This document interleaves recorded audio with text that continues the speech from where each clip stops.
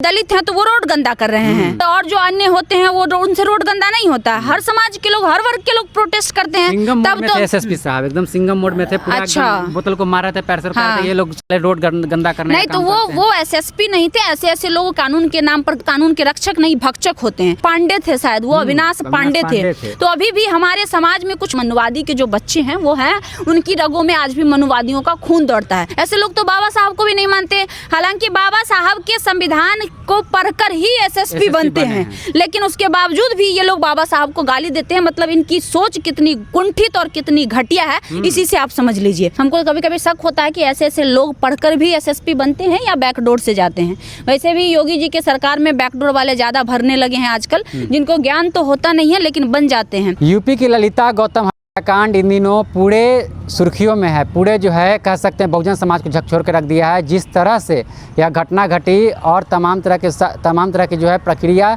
उनके साथ अपनाई गई, जिस तरह से तेजाब फेंका गया, उनके चेहरे को जलाया गया, और उसके बाद जब वहाँ के जो स्थानीय जो प्रोटेस्ट कर्मी थे, जो लोग प्रोटेस्ट करने जा रहे थे, यानी सामाजिक संगठन जो लोग प्रोटेस्ट कर रहे थे, उनको जो जिस तरह से पीटा गया अविनाश पांडे के द्वारा, एसएसपी अविनाश पांडे के द्वारा, पूरा जो है एक तरह से सोशल मीडिया पे बवाल मच गया। उसके बाद जो है जितने भी पार्टी संगठन हो या फिर राष्ट्रीय पार्टी हो या फिर क्षेत्रीय पार्टी हो, सभी लोग जो है विरोध पे उतर गए हैं। और अब बातचीत करेंगे, हमारे साथ खुशबू राय हैं, आईआईपी के नेता हैं। जिस तरह से घटना घटा है बहुजन समाज में जो है ऐसा घटना, और उसके बाद जो आईपीएस हैं उन्होंने एक्शन नहीं लेते हुए जो है जो प्रोटेस्ट कर रहे हैं उन्हीं को जो है हाथ चलाने का काम किया। देखिए, असल में यूपी में गुंडा राज चल रहा है। जब से योगी जी का राज आया है, वहाँ का जितना भी पुलिस है वो गुंडाई पे उतर गया है। आपको याद होगा कि इससे पहले भी हाथरस कांड हुआ था, और हाथरस कांड में जो बेटी थी उसको आज तक न्याय नहीं मिला। यहाँ तक कि जो अपराधी थे उसको बेल भी मिल गया। तो यूपी में बेटियों के अन्याय पर न्याय की उम्मीद करना ही अपने आप में बेकार बात है, क्योंकि वहाँ न्याय लोगों को मिलता नहीं है। जहाँ तक बात ललिता गौतम की है, दलित समाज की बच्ची थी, और एक तो उनके साथ उसका बलात्कार हुआ जिसकी पुष्टि अभी तक नहीं हुई है। दूसरी बात कि इतने बुरे तरीके से उसके चेहरे को जलाया गया कि चेहरा पहचानने के लायक नहीं बचा था। उसके बावजूद भी अगर उसके अपराधियों को अब तक सजा नहीं मिली है या अपराधियों की अरेस्टिंग नहीं हुई है, तो ये अपने आप में इससे बड़ी शर्म की बात और कुछ नहीं हो सकती है। और योगी सरकार पे इससे बड़ा शर्मनाक बात योगी सरकार के लिए और कुछ नहीं हो सकती है। बात प्रोटेस्ट की है, तो प्रोटेस्ट करना हमारा मौलिक अधिकार है। बार बार मैं देखती हूँ कि ये पुलिस कर्मी जो होते हैं बोलते हैं 44 लगा हुआ है, 144 लगा हुआ है। भैया 44वां आपको याद रहता है, आप अनुच्छेद 19वां का है भूल जाते हैं। आप अनुच्छेद 19 भी याद रखिए कि हमारे मौलिक अधिकार में एक अधिकार हमारे पास ये भी है कि अगर हमें न्याय नहीं मिलता है, अगर किसी भी प्रकार का अन्याय होता है, तो आम जनता को प्रोटेस्ट करने का मौलिक अधिकार है, शांतिपूर्ण प्रोटेस्ट करने का। वहाँ पे प्रोटेस्ट शांतिपूर्ण ही हो रहा था। वो अलग बात थी कि सड़क पर बैठकर कर रहे थे। तो सड़क पर बैठना क्यों पड़ा भैया उनको? सड़क पर इसलिए बैठना पड़ा कि बहरी सरकार को जल्दी सुनाई नहीं देता है। आदमी शांतिपूर्ण धरने स्थल पर करते रहता है, तब तक कान के छेदा में से सुनाई इन लोग को नहीं देता है। तो उनके बहरे कानों को सुनाने के लिए ये लोग रोड गंदा करने का जो है काम करते हैं। अच्छा, मतलब दलित हैं तो वो रोड गंदा कर रहे हैं, और जो अन्य होते हैं वो उनसे रोड गंदा नहीं होता। हर समाज के लोग, हर वर्ग के लोग प्रोटेस्ट करते हैं। तब तो एसएसपी साहब एकदम सिंगम मोड में थे, पूरा अच्छा, बोतल को मार रहे थे, पैर से ये लोग रोड गंदा करने नहीं तो वो एसएसपी नहीं थे। ऐसे लोग कानून के नाम पर के जो लोग हैं, कानून के रक्षक नहीं, भक्षक होते हैं। जो कानून में होते तो हैं लेकिन कानून को बदनाम कर रहे होते हैं। ऐसे लोग अपने पद और पावर का गलत इस्तेमाल करते हैं, जिनकी वजह से आज कानून पर भी सवाल उठने लगा है। ऐसे ही लोगों के लिए। और मुझे पता चला है कि पांडे थे शायद, वो अविनाश पांडे थे। तो अभी भी हमारे समाज में कुछ मनुवादी के जो बच्चे हैं वो हैं, उनकी रगों में आज भी मनुवादियों का खून दौड़ता है। जिनके नज़र में दलित एक कीड़े मकोड़े के समान होते हैं, उन्हें दलित हजम नहीं होते हैं। ऐसे लोग तो बाबा साहब को भी नहीं मानते। हालांकि बाबा साहब के संविधान को पढ़कर ही एसएसपी बनते हैं, लेकिन उसके बावजूद भी ये लोग बाबा साहब को गाली देते हैं। मतलब इनकी सोच कितनी कुंठित और कितनी घटिया है, इसी से आप समझ लीजिए। जो लोग कहता है कि हम बाबा साहब को नहीं मानते हैं, उससे हम बस इतना पूछना चाहते हैं कि जब नहीं मानते हो तो तुम जो अधिकारी बन रहे हो, तुम जो कुछ नेता बन रहे हो, मंत्री बन रहे हो, वो किसका संविधान पढ़ के बन रहे हो? फ्रांस का, जापान का कि पेरिस का? कि उसी बाबा साहब के लिखे हुए संविधान पर तुम आज बन रहे हो। उसी बाबा साहब के संविधान को नियम के तहत तुम अधिकारी भी बन रहे हो, और उसी बाबा साहब को तुम गाली दे रहे हो। तुमसे बड़ा और नीच कोई हो सकता है? बाबा साहब बहुत सारे लोगों को इसलिए नहीं हजम होते हैं क्योंकि वो दलित थे। बाबा साहब की जगह डॉक्टर भीमराव अंबेडकर की जगह पर डॉक्टर भीमराव सिंह होता, डॉक्टर भीमराव पांडे होता, डॉक्टर भीमराव श्रीवास्तव होता, तो इन लोग को हजम होता।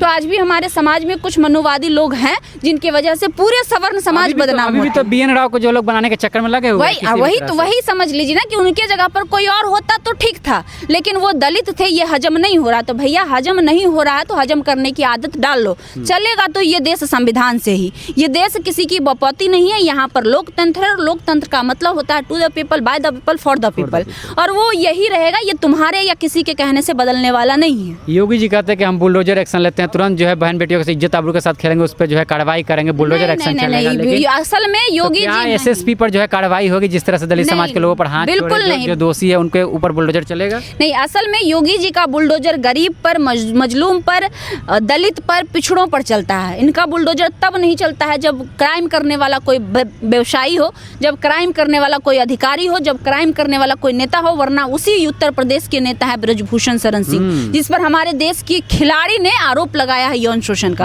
अभी तक वो पदस्थापित हैं, यहाँ तक कि उन्होंने अपने पद से इस्तीफा भी नहीं दिया, ना ही उनको निष्कासित किया गया है।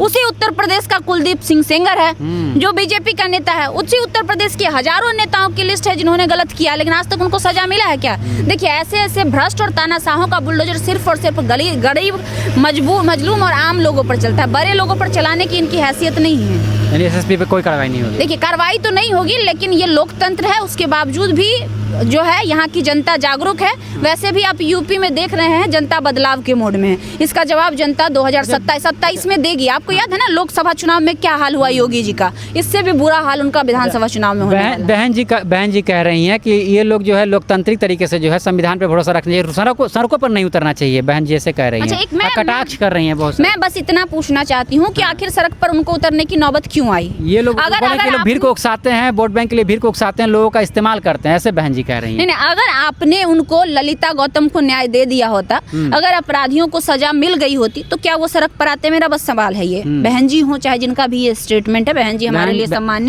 सम्मानित हैं, बहुत सीनियर हैं हमसे, लेकिन जो भी लोग ये कह रहे हैं उनसे हमारा सवाल ये होगा कि क्या ललिता गौतम के अपराधियों को सजा अपने तरीके से कानूनी रूप से मिल चुकी होती तो क्या वो सड़क पर आते? नहीं आते, सवाल ही नहीं पैदा होता। मतलब ये बहरी और गूंगी सरकार को सुनाने के लिए, आपको याद है ना भगत सिंह क्या बोले थे? भगत सिंह ने असेंबली में बम फेंका था, ब्रिटिश के विरोध में, ब्रिटिश में असेंबली में उन्होंने बम फेंका था, और उन्होंने कहा था कि ये बम फेंकना किसी का जान लेने के उद्देश्य से नहीं है। ये बम इसलिए फेंका गया है ताकि इस बहरी गूंगी ब्रिटिश के तानाशाही सरकार को आवाज, धमाके की आवाज सुनाई दे। तो ये इसी देश के थे भगत सिंह, और हम लोग गर्व से कहते हैं कि भगत सिंह क्रांतिकारी थे। तो भाई अगर बहरी गूंगी सरकार तानाशाही हो जाए और उसको सुनाने के लिए अगर हमें बम भी फेंकना पड़े तो वो गलत नहीं माना जाता है। वो गलत नहीं माना जाता इसलिए क्योंकि हमारा उद्देश्य किसी का जान लेना नहीं, इस बहरी सरकार को सुनाना होता है। घटना के बाद जो एसएसपी प्रेस कॉन्फ्रेंस करते हैं, प्रेस कॉन्फ्रेंस करके कहते हैं कि जो हमारे जो विरोधी हैं वो 2 पैर लगाए, जो हमारे समर्थक हैं वो 1 पैर लगाए, ऐसा कहते हुए नजर आते हैं। जिसको खुद ज्ञान का अभाव है वो दूसरे को ज्ञान ना ही दे तो बेहतर है। अगर उनके पास ज्ञान होता तो उनको ये भी पता होना चाहिए कि कोई प्रोटेस्ट करने वाले पर आप थप्पड़ नहीं चला सकते हैं। थप्पड़ के बरसात करने का आपको लाइसेंस या अधिकार नहीं दिया गया है। हमको कभी कभी शक होता है कि ऐसे ऐसे लोग पढ़कर भी एसएसपी बनते हैं या बैकडोर से जाते हैं। वैसे भी योगी जी के सरकार में बैकडोर वाले ज्यादा भरने लगे हैं आजकल, जिनको ज्ञान तो होता नहीं है लेकिन बन जाते हैं। और जिसको ज्ञान होता है ना, कहा जाता है कि जो पेड़ फल से लदा होता है वो झुका होता है, मतलब जो इंसान में भी वो एप्लीकेबल होता है। जो ज्ञानी व्यक्ति होता है वो सरल होता है, और जो शांत स्वभाव का होता है, और जो अज्ञानी होता है वो इस तरह का हरकत करता है। तो वो एसएसपी अपने अज्ञानी होने का प्रमाण दे रहे हैं, और उसके बाद अपने किए हुए करतूत को, काले करतूत को छुपाने के लिए, भरपाई करने के लिए इस तरह के बयानबाजी कर रहे हैं। तो आप जैसे लोगों पर इस तरह के बयान शोभा नहीं देता है। जितने भी स्वर्ण समाज के लोग हैं सभी लोग जो है सोशल मीडिया के माध्यम से समर्थन दे रहे हैं, कह रहे हैं कि अविनाश पांडे जो एसएसपी अविनाश पांडे उन्होंने जो काम किया वो सही किया है, थप्पड़ मारकर जो सही किया है।